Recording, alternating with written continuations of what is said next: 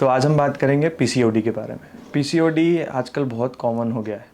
हर 5 में से एक फीमेल को पीसीओडी की शिकायत है। पीसीओडी और पीसीओएस इन दोनों में क्या डिफरेंस है, पहले तो ये समझेंगे। इसके बाद ये क्यों होता है, उसके बाद इसका ट्रीटमेंट क्या है और आप क्या ट्रीटमेंट ले रहे हैं और वो गलत है या सही है, उसके बारे में आज हम डिस्कस करेंगे। आप मेरा यकीन मानिए, पीसीओडी 1 से 2 महीने के अंदर पूरी तरह से ख़त्म हो सकता है। अगर आप मेरी बताई हुई बातों को फॉलो करते हैं तो आपको 100% रिलीफ मिलेगा।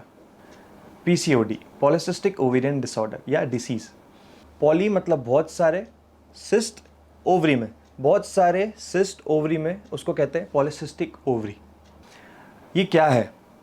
जब हम सोनोग्राफी करवाते हैं तो सोनोग्राफी की रिपोर्ट्स में हम देखते हैं कि 1 या 2 फॉलिकल्स की जगह हमें बहुत सारे सिस्ट दिख रहे हैं, छोटे छोटे छोटे छोटे मोती जैसे बहुत सारे सिस्ट है ओवरी के अंदर।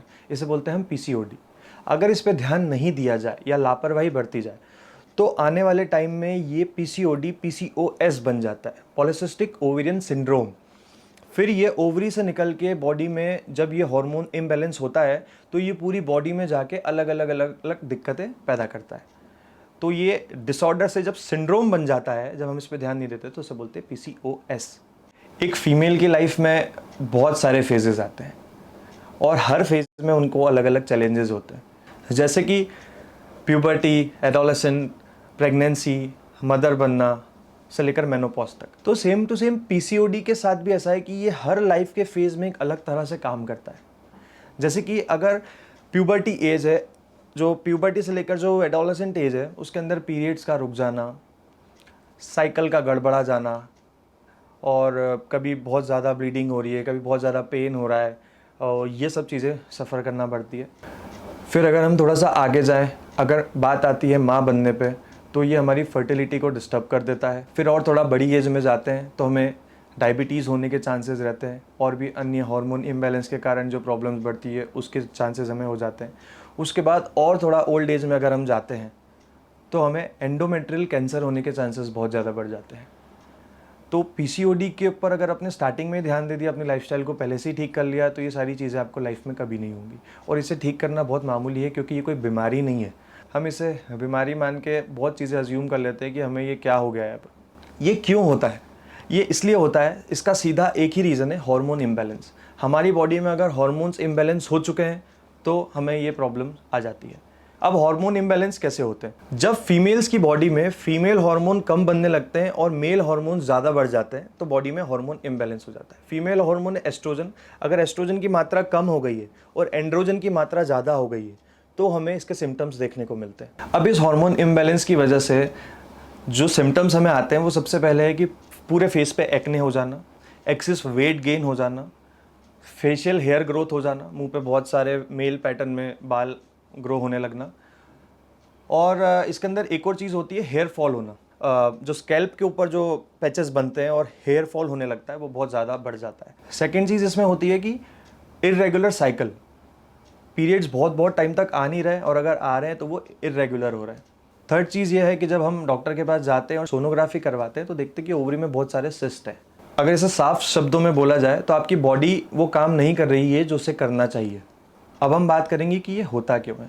99% जो हमने देखा है ये अर्बन वुमेन्स में बहुत ज़्यादा होता है, क्योंकि उनके पास हर चीज़ का एक्सेस है। उनके फ़ोन में एक ऐप है जिसको वो बार बार यूज़ करते हैं खाना ऑर्डर करने के लिए। घर के खाने से दूर हो गए, हेल्दी खाने से बिल्कुल दूर हो गए, बहुत ज़्यादा टॉक्सिन्स बॉडी में डाल रहे हैं। जो यंग एज में बहुत ज़्यादा अल्कोहल, स्मोकिंग वगैरह करने लग जाते हैं, ज़्यादा बाहर का खाना, पिज़्ज़ा, बर्गर, इसी पे अपनी लाइफस्टाइल को रख देते हैं, उनके साथ ये प्रॉब्लम्स बहुत ज़्यादा होती है। उसके बाद आता है स्लीपिंग पैटर्न। आपका स्लीपिंग पैटर्न भी बहुत ज़रूरी है इसमें ठीक होना। आजकल क्या होता है, रात में लेट सो रहे हैं, व्हाट्सएप यूज़ कर रहे हैं, मूवीज़ देख रहे हैं, तो आपका नेक्स्ट डे जो है ना, आपका नेक्स्ट डे पूरा डिस्टर्ब हो जाता है इसकी वजह से। तो आपका स्लीपिंग पैटर्न ठीक होना बहुत ज़्यादा ज़रूरी है। तो अगर आपको इससे दूर जाना है तो आपको अपने लाइफस्टाइल को ठीक करना पड़ेगा। आगे मैं आपको एक डाइट प्लान दूंगा, जैसे ही आप उस डाइट प्लान को फॉलो करने लगेंगे आपका पीसीओडी बिल्कुल ख़त्म हो जाएगा। और जब आप सोनोग्राफी करेंगे आप देखेंगे जो ओवरी के अंदर एक बहुत ज़्यादा सिस्ट आ गए थे वो सब खत्म हो गए। फेस पे जब आप देखेंगे एक्ने वगैरह वो सब खत्म हो गई है, हेयर फॉल जो हो रहा है वो ख़त्म हो गया है, हर चीज़, आपका वेट गेन से लेकर हर चीज़ सब नॉर्मल होने लगेगी। जैसे जैसे आप अपने लाइफस्टाइल को ठीक करेंगे वैसे वैसे सब चीज़ें अपने आप ठीक होने लगेगी। जो लोग समझते हैं कि डॉक्टर के पास जाएंगे और डॉक्टर कुछ मेडिसिन दे देंगे, हार्मोन की मेडिसिन दे देंगे, वो इसका कोई इलाज है, तो वो बहुत बड़ी गलतफहमी में है। जीवन भर मेडिसिन खाते रहेंगे और कभी ठीक नहीं होंगे। इसका सिंपल सा एक ही इलाज है जो मैं अभी आपको आगे बताऊंगा। पर पहले बात कर लेते हैं मेडिसिन की।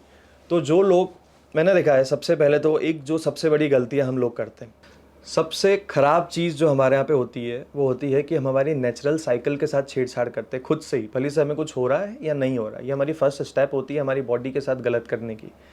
जब हमें फॉर एग्जांपल कोई फंक्शन होता है, वहाँ जाना है, तो हम हमारी साइकिल के साथ छेड़छाड़ करते हैं। वो कैसे करते हैं? टैबलेट्स खा के, हार्मोन की टैबलेट्स खा के। दो तरह की आती है, या तो पीरियड्स पहले आ जाएंगे या पीरियड्स डिले हो जाएंगे। तो आप खुद से ही वो चीज़ें कर रहे हैं। आप अपने पीरियड्स को डिले क्यों करना चाहते हैं या जल्दी क्यों लाना चाहते हैं? अच्छा, कितने सारे लोग मेरी इस बात से रिलेट कर पाएंगे कि जो लोग पीरियड्स के लिए मेडिसिन खाते हैं, जिनको पीरियड सपोज फॉर एग्जांपल नहीं आ रहे, उसके लिए अगर वो मेडिसिन खाएंगे, उसके बाद उनकी साइकिल ठीक तो हो जाती है, उनको पीरियड्स आने लगते हैं, पर किसी किसी को बहुत ज़्यादा एक्सेस ब्लीडिंग होने लग जाती है। फिर वो उसको रोकने के लिए दवाइयाँ खाते हैं। ये बहुत सारे लोग मेरी बात से रिलेट कर पाएंगे जिनके साथ ये प्रॉब्लम हो रही है। फिर वो उसको रोकने के लिए मेडिसिन खाएंगे, और फिर जब वो रोकने के लिए मेडिसिन खाएंगे तो वो कम्प्लीटली बंद हो जाएंगे। तो वो ये सब सिलसिला चलता ही रहता है दवाइयाँ खाने का। अगर आप कोई एक्सटर्नल सोर्स से हार्मोन लोगे तो आपको नहीं पता कि वो अंदर जाके बॉडी में क्या कर रहे हैं। सेकेंड चीज़ आती है कि जो लोग डॉक्टर के पास जाते हैं और उसका ट्रीटमेंट चालू कर देते हैं।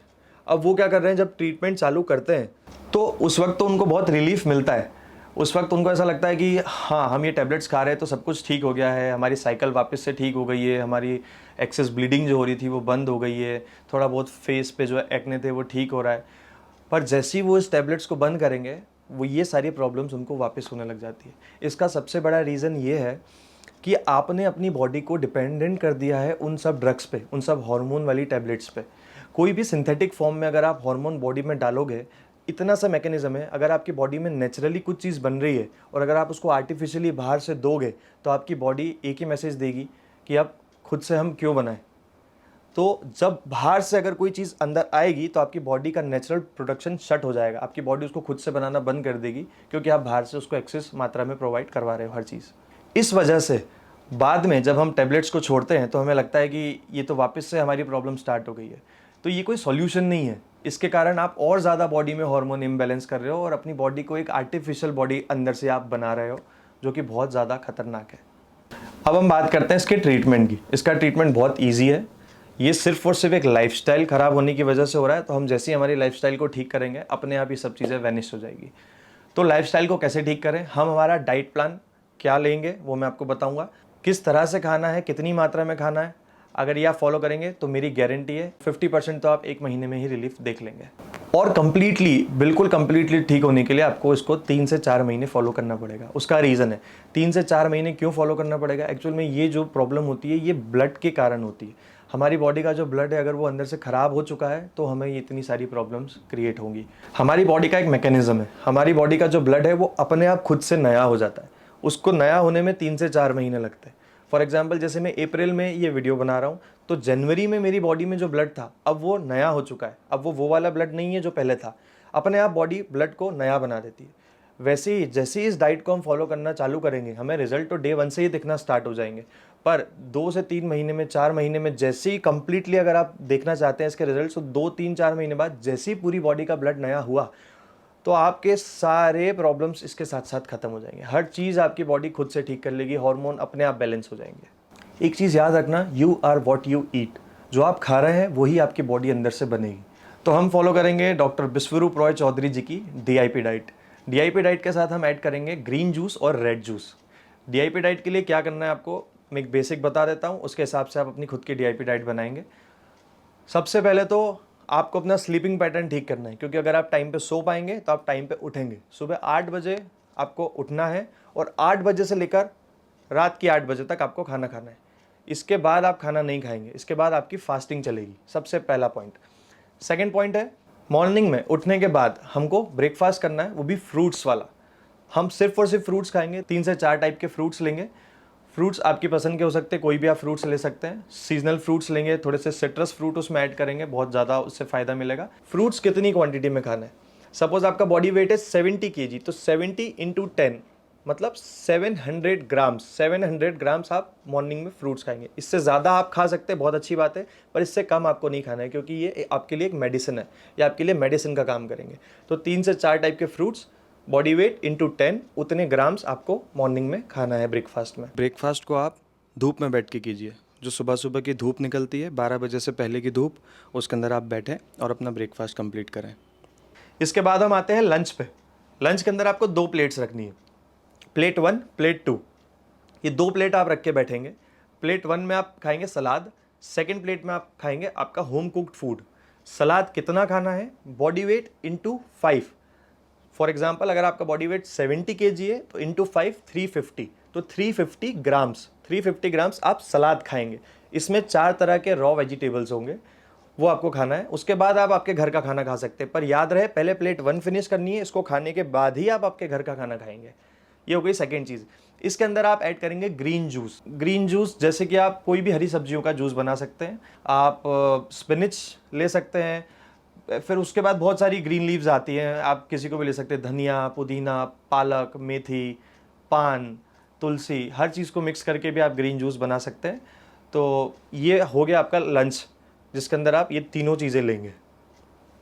इसके बाद आता है रात का खाना, डिनर। डिनर भी सेम रहेगा, बस इसके अंदर कुछ चेंजेस हैं।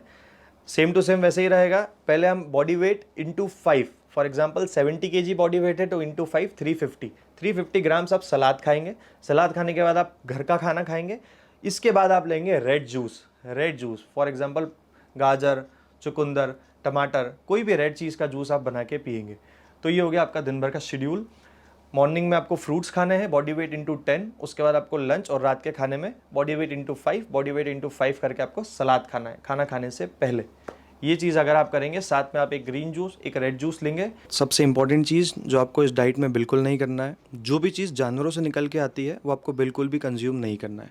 मिल्क प्रोडक्ट्स में सब कुछ हो गया, जैसे कि घी, दूध, पनीर, चीज़, दही, वो आपको कुछ भी कंज्यूम नहीं करना है।